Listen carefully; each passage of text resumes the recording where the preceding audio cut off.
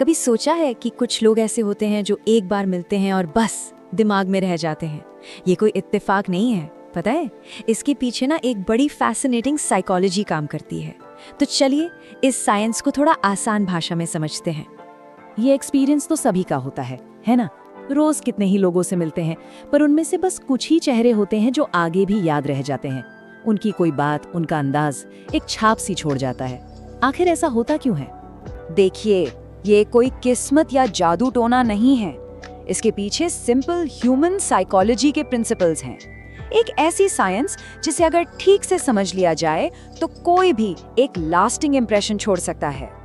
और ये जो इम्प्रेशन बनाने का सफर है ना, ये किसी से मिलने से पहले ही शुरू हो जाता है। सही सुना, असली मुलाकात से भी पहले।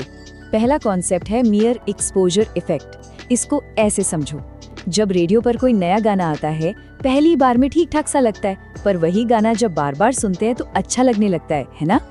साइकोलॉजिस्ट रॉबर्ट ज़ायोंट ने यही तो बताया था। हमारा दिमाग जिन चीज़ों से फेमिलियर हो जाता है उन्हें सेफ समझने लगता है और फिर पसंद भी करने लगता है। आज के डिजिटल ज़माने में इसका फ़ायदा एक जेन्युइन पर्सनल ब्रांड बनाकर उठाया जा सकता है। सोच के देखिए, जब सोशल मीडिया पर किसी के अच्छे काम या विचार बार बार दिखते हैं तो मिलने से पहले ही एक जाना पहचाना सा फील और ट्रस्ट बन जाता है। और लोगों से जुड़ने का सबसे पावरफुल तरीका है कहानियों के जरिए, क्योंकि फैक्ट्स के मुकाबले कहानियां 22 गुना ज्यादा याद रहती हैं। ओके, तो तैयारी हो गई। अब आते हैं उस मोमेंट पर जब वो पहली मुलाकात होती है। यहाँ हर सेकंड कीमती है। सिर्फ 7 सेकंड। रिसर्च कहती है कि बस इतना ही टाइम लगता है किसी के बारे में फर्स्ट इंप्रेशन बनाने में। पलक झपकते ही लोगों के दिमाग में एक पूरी तस्वीर बन जाती है। Incredible, right? तो ऐसा होता क्यों है? इसके पीछे है प्राइमेसी इफेक्ट।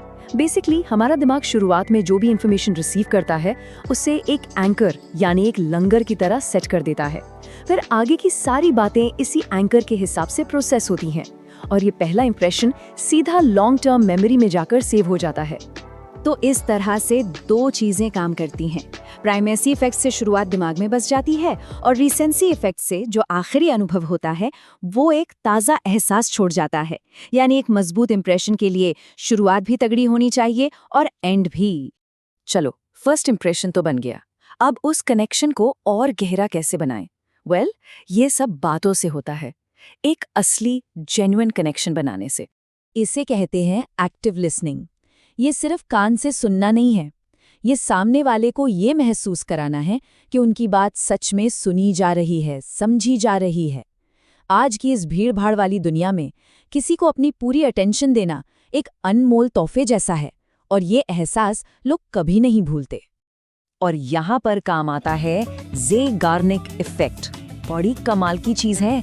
साइकोलॉजिस्ट ब्लूमा ज़ेगार्निक ने देखा कि वेटर्स को कंप्लीट हो चुके ऑर्डर्स से ज्यादा वो ऑर्डर्स याद रहते हैं जिनका बिल पे नहीं हुआ। क्यों? क्योंकि अधूरी चीजें हमारे दिमाग में एक टेंशन क्रिएट करती हैं, एक ओपन लूप छोड़ जाती हैं। तो इसका इस्तेमाल कर सकते हैं एक माइक्रो क्लिफ हैंगर बनाकर।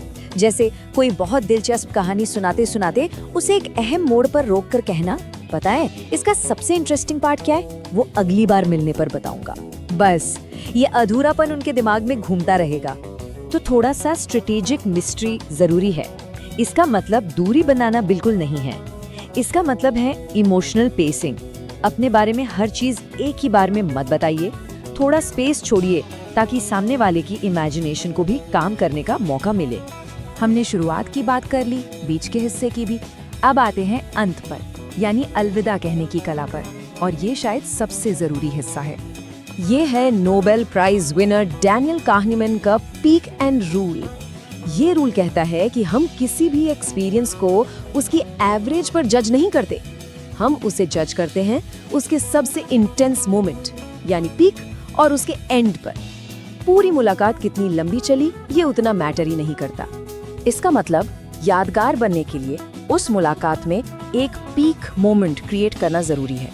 वो पीक मोमेंट कुछ भी हो सकता है, एक खुलकर हंसी या कोई गहरी बात जो दोनों ने शेयर की हो। और उतना ही जरूरी है एक वार्म पॉजिटिव फेयरवेल, क्योंकि यही आखिरी एहसास उनके साथ रह जाएगा।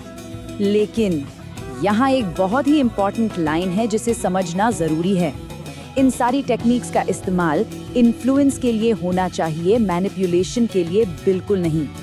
देखिए, हेल्दी इन्फ्लुएंस हमेशा ट्रांसपेरेंट होता है, इसमें दोनों का फायदा होता है और ट्रस्ट बिल्ड होता है, जबकि मैनिपुलेशन में धोखा और माइंड गेम्स होते हैं जो सिर्फ अपने मतलब के लिए सामने वाले का विश्वास तोड़ता है। तो इन टेक्निक्स का इस्तेमाल हमेशा एक एथिकल बाउंड्री के अंदर ही करना चाहिए। और इन सभी चीजों की जो नींव है ना, वो एक ही चीज पर टिकी है, ऑथेंटिसिटी। जैसा ऑस्कर वाइल्ड ने कहा था, ये सारे तरीके किसी और की तरह बनने के लिए नहीं है, ये तो बस जो आप है उसे एक बेहतर ढंग से पेश करने के लिए है। तो आखिर में असली सवाल ये नहीं है कि लोग याद रखें, असली सवाल ये है कि वो किस लिए याद रखें, काइंडनेस के लिए, इंटेलिजेंस के लिए या सेंस ऑफ ह्यूमर के लिए। क्योंकि एक इम्प्रेशन की जो असली कीमत है वो उसके पीछे की नीयत में ही छिपी होती है।